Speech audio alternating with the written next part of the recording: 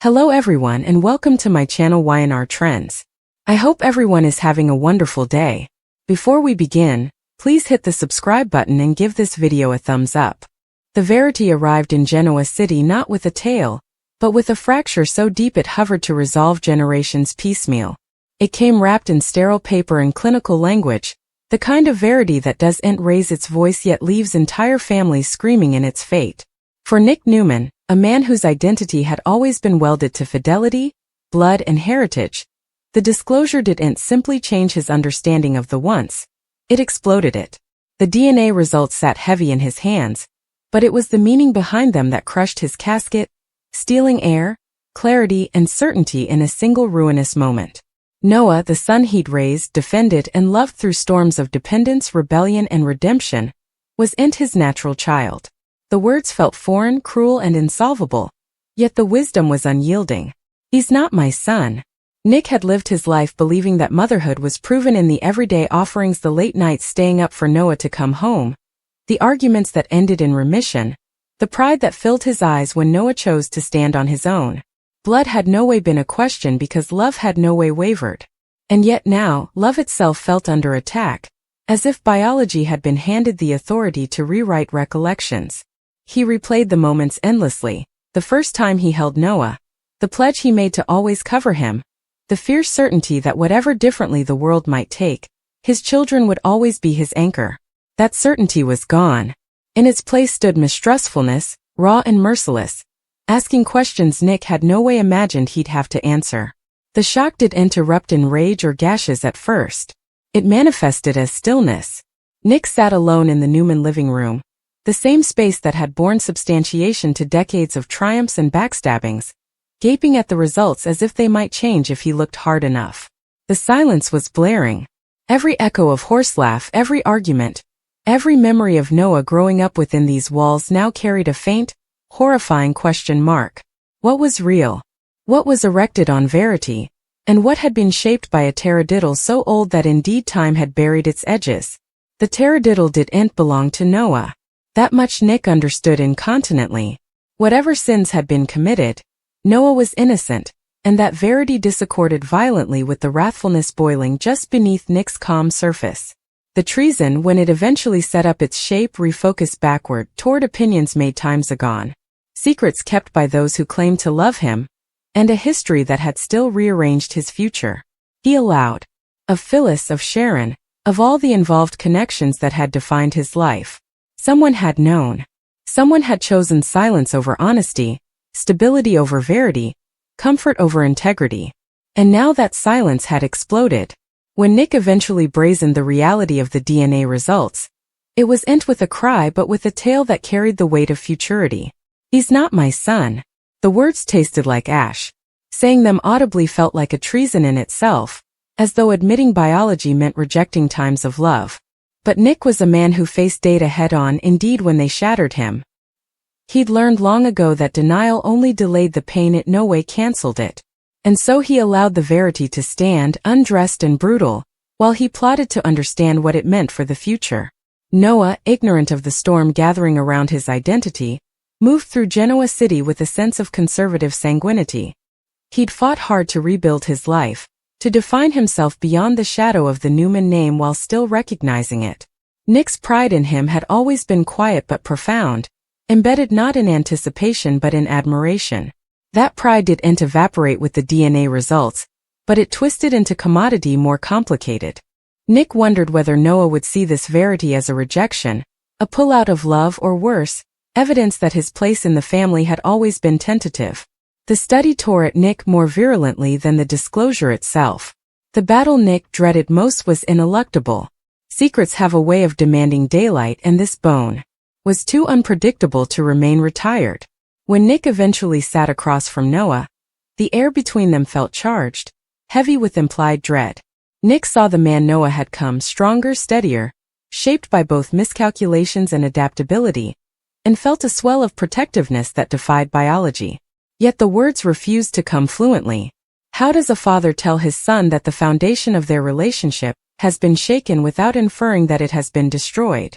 When the Verity surfaced, it did so without theatrics, but its impact was seismic. Noah heeded. his expression shifting from confusion to unbelief to a quiet desolation that imaged Nick's own. The disclosure didn't simply challenge his maternity, it challenged his sense of self.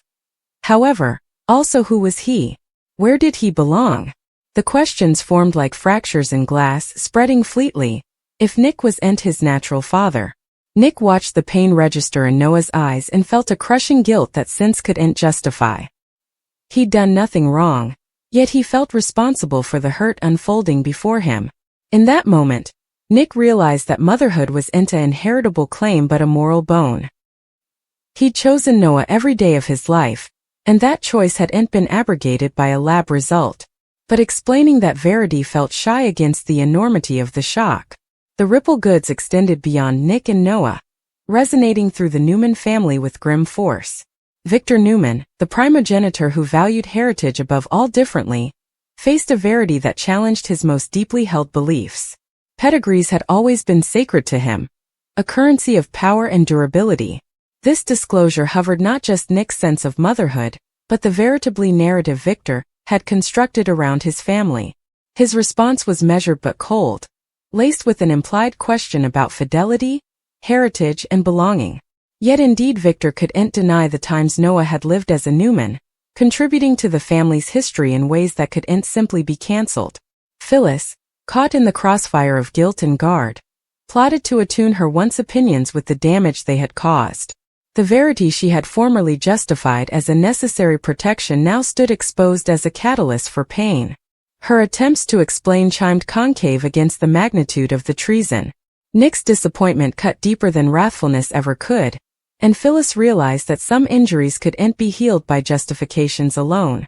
As Genoa City absorbed the shock, alliances shifted, and old pressures resurfaced. Tales followed Noah wherever he went, not out of malignancy but curiosity, as though his identity had come public property.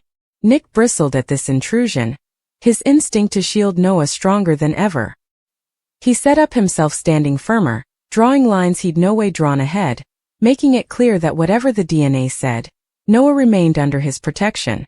Yet intimately, Nick grappled with a quieter fear, the fear that Noah might one day choose to walk down. Not out of wrathfulness, but out of a desire to find the verity about his natural origins. Nick knew he couldn't deny Noah that right, but the possibility felt like another impending loss. He questioned whether his part in Noah's life would remain unchanged or sluggishly erode as new answers surfaced. The trip toward understanding was neither direct nor clean. There were moments of connection, where Nick and Noah spoke with an honesty that felt recently forged, stripped of hypotheticals. There were also moments of distance, where the weight of the verity demanded space. Through it all, Nick learned that love, when tested, doesn't always break. It adapts. It bends, reshapes itself, and finds new ways to endure. In the end, the DNA revealed didn't define Nick as a father. It challenged him to review motherhood itself. He came to understand that being Noah's father wasn't a matter of biology but of presence, commitment, and unwavering support. The words he'd spoken in his darkest moment, "He's not my son," lost their power as he realized a deeper verity: Noah was his son in every way that truly signified. The disclosure would ever alter their story, leaving scars that time alone couldn't abolish. But within those scars lay the possibility of a stronger, more honest bond, one erected not on supposition but on choice. In Genoa City, where secrets frequently destroy, this verity carried the implicit to transfigure. Nick's world had been shattered, but from the fractions surfaced a clarity he'd no way known. Fatherhood, he learned, wasn't written in DNA. It was written in love, immolation, and the courage to face the verity together. The fate of the DNA reveal unfolded sluggishly, like a storm that had passed yet left everything soaked in pressure, traces of electricity in the air, and the scent of irrevocable change. Nick moved through the house with a sense of mechanical detachment, performing tasks with perfection that masked the fermentation outside. Making calls, responding to textbooks, and interacting with associates at Newman Enterprises came exercises in tone control, each polite word precisely measured so that no hint of the private chaos would escape. Yet every time he glanced at the framed photos of Noah through the Times, a stitch of craving mixed with guilt sliced through the veneer. He flashed back the scraped knees, the awkward academy balls, the nights spent talking about first loves, first dolor, and the dreams Noah had nurtured in quiet moments. Those recollections, once a source of comfort, now felt tainted by a cruel irony. The certainty he'd cleaved to was gone, replaced with a eating question of how important of his history had been erected on Envision. Nick's relations with other family members came fraught with implied pressure. Victor, typically the imperturbable Goliath of the Newman dynasty, appeared uncharacteristically reflective, his sharp aspect softened but still probing. The disclosure about Noah had subtly altered the power dynamics in the family, and Nick could feel the weight of scrutiny with every discussion, every look, every pause in dialogue. Nikki, as always, remained a steady presence, offering comfort through gestures rather than words, placing a hand on his shoulder, or participating in knowing regard that said, "Will rainfall this?" Yet indeed her soothing presence could exclude the eating pang of treason, the creeping sense that one of life's most abecedarian trueness, maternity, had been misplaced. Noah, meanwhile, oscillated between confusion and defiance. He demanded space to reuse, to understand, and to defy the reality of a life he'd taken for granted. His first instinct was wrathfulness, aimed not at Nick, but at the unnoticeable forces that had kept the verity hidden for so long. Questions swirled in his mind. Why wasn't I told before? Who knew? Was my entire life a taradiddle? Yet underneath that wrathfulness lay an implied verity, a recognition that no matter what wisdom revealed, Nick had been a father in all the ways that signified. Still, pride and a desire for independence impelled Noah to test the boundaries, to challenge Nick's authority, to contend that he define himself on his own terms. This pressure came the new normal, each commerce a delicate concession between resentment and recognition, defiance and connection. As days turned into weeks, Nick set up himself reflecting not just on the DNA results but on the broader counter-accusations for the Newman family. The company, the heritage, the unborn heritage, all of it now felt vulnerable in ways that had no way signified ahead. Victor, while outwardly stoic, had begun reassessing long-term plans, still questioning alliances and redefining commitment. For Nick, the disclosure came both a particular and professional reckoning, intertwining motherhood with business, emotion with strategy. Every decision now carried an implied mindfulness that the family's foundation had been shaken, and the stability he'd taken for granted could no longer be assumed. Indeed, relations with musketeers and neighbors carried new weight.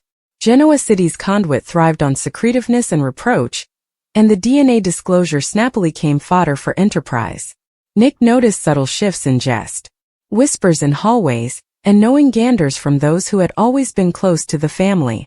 Gossip, he realized, had the power to amplify private pain, to produce fractures where none had was ahead, and to make particular tragedy a public spectacle. Guarding Noah from this intrusion came a diurnal task, one that needed alert, tolerance, and a position of countenance that occasionally felt beyond Nick's capacity. Yet amid the chaos, moments of clarity surfaced, frequently in unanticipated ways. A quiet regale together, a participated memory, or an unguarded smile reminded Nick that parenting wasn't simply a matter of genetics. Noah's achievements, his character, and the bond they had erected over times of trials and triumphs proved far more significant than any lab result. This consummation, though comforting, didn't abolish the pain, it reframed it, giving Nick a path forward that embraced both verity and love. Sluggishly, he began to speak audibly the words that had formerly sounded insolvable. "You're my son, Noah. No matter what, that will no way change." This protestation still didn't resolve everything.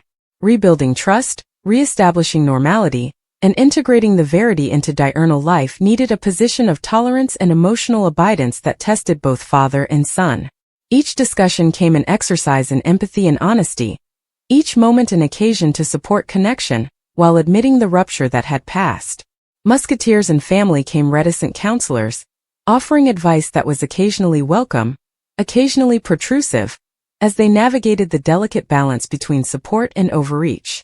Over time, Nick realized that the DNA disclosure, while ruinous, had exposed deeper trueness about connections, identity, and adaptability. He'd always believed that the Newman heritage was defined by power, wealth, and influence, but this moment proved that heritage was inversely defined by emotional integrity, commitment, and the courage to defy uncomfortable trueness.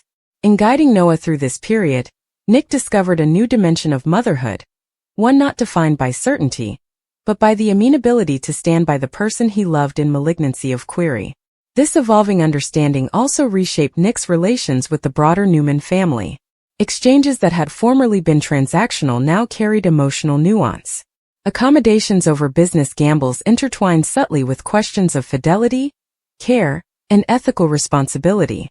Victor, ever the primogenitor, observed these shifts with an admixture of pride and concern, fating that Nick's growth as a father also reflected his development as a leader within the family. Indeed, those who had formerly misdoubted Nick's judgment now saw the quiet strength he displayed in navigating uncharted emotional terrain. The weeks that followed were marked by a careful balancing act. Nick and Noah spent hours talking, occasionally crying, occasionally sitting in silence, each moment charged with the weight of disclosure. The process was neither quick nor neat, mending no ways, but it was authentic. Sluggishly, trust was rebuilt, layers of fear and confusion hulled down, and a renewed sense of collective respect began to take root. Noah, for his part, began to accept that motherhood isn't solely a matter of biology, and Nick learned to embrace the incongruity that love can live singly of inheritable evidence. Indeed, the wider Genoa city community began to acclimate. Rumors faded, curiosity gave way to empathy, and the Newman family, despite its shattered history, demonstrated a remarkable capacity for adaptation. The disclosure had tested them in profound ways, exposing vulnerabilities and kindling old injuries, but it also created space for growth, reflection, and a deeper appreciation for the bonds that truly define family. Nick, formerly defined primarily by his adherence to tradition and lineage, surfaced with a new understanding of what it means to be a father, a leader, and a Newman. In the quiet moments when the megacity slept and the lights of the Newman manse cast soft reflections on polished bottoms, Nick frequently sat alone, considering the trip that had brought them to this point. The DNA results, once a source of unconceivable despair, had come a catalyst for change. They forced battle with uncomfortable trueness, demanded emotional honesty, and eventually illuminated the enduring strength of domestic bonds erected on further than just blood. In accepting this, Nick discovered that the substance of motherhood isn't set up in test results or family trees, but in the diurnal acts of care, guidance, and unwavering presence. The path forward wasn't without challenge. Questions of heritage, legality, and social perception would continue to ripple through the Newman family, and Nick knew that he and Noah would face new trials born of both the history and the changeable future. Yet fortified with a renewed understanding of love, commitment, and identity, he felt ready to meet these challenges head-on. For the first time in weeks, maybe months, he felt a sense of clarity that had nothing to do with DNA and everything to do with the enduring verity that a father's love is defined by action, not biology. As the days stretched into weeks, the pressure between Nick and Noah began to rot in small, nearly inappreciable ways, but it no way faded entirely. Every commerce carried the turnabout of what had been revealed, a constant memorial that their relationship, while unbroken, had been unnaturally altered. Nick noticed how Noah had grown more reflective, quieter in moments when he formerly would have laughed freely, as if he were measuring every word, every action, against this new fragile reality. And yet, indeed, in this conditional silence, there was a stubborn adaptability in Noah, a turn down to let a DNA result define him entirely. Nick set up himself both esteeming and stewing that strength. The knowledge that Noah could endure and acclimatize was assuring, but it also reminded him of the unnoticeable burden the boy now carried. Nick plotted with his own feelings in private, frequently pacing late at night through the halls of the Newman manse, reconsidering old recollections that now felt both precious and sorrowfully ironic. The echoes of Noah's nonage horse laugh mingled with images of birthday parties, academy recitals, and quiet nights spent talking about dreams and fears, all of which had formerly felt anchored in certainty. Now they carried a bittersweet quality, evidence that while biology might be absent, the lived experience of motherhood had been veritably real. And yet, the eating question persisted. Had he intentionally framed his love and prospects in a way that tied too heavily to genetics? Could love alone repel the weight of societal perception, family prospects, and the harsh reality of identity? Relations with the rest of the Newman family reflected this complicated reality. Victor, while outwardly maintaining his usual countenance, cast subtle ganders that revealed both concern and evaluation, as though he were constantly measuring whether this disclosure would weaken the family's future. Nikki, ever the compassionate dame, handed quiet consolation, reminding Nick that love is defined by commitment, immolation, and presence, not by what a lab test might mandate. Indeed, Phyllis, burdened by guilt, tried to navigate the delicate line between responsibility and support, trying to repair fractures she had helped produce without drawing attention to her own guilt. The menage came an exemplification of emotional concession, each family member literacy to acclimate their jest, to accommodate the seismic shift in understanding that had overhauled their lives. Outside the manse, Genoa City itself sounded to reply subtly to the disclosure, as whispers traveled through social circles and musketeers suspected in hushed tones about the consequences for both the Newman heritage and Noah's future. Nick came decreasingly defensive, apprehensive that public perception could inflame private injuries. He watched over Noah with an alert born of both love and fear, determined to ensure that the youthful man understood that his worth and place in the family weren't determined by a single test. And sluggishly, painstakingly, Noah began to internalize this verity, fating that his identity as Nick's son was beyond biology, predicated rather in the times of care, guidance, and participated jests that had shaped his life.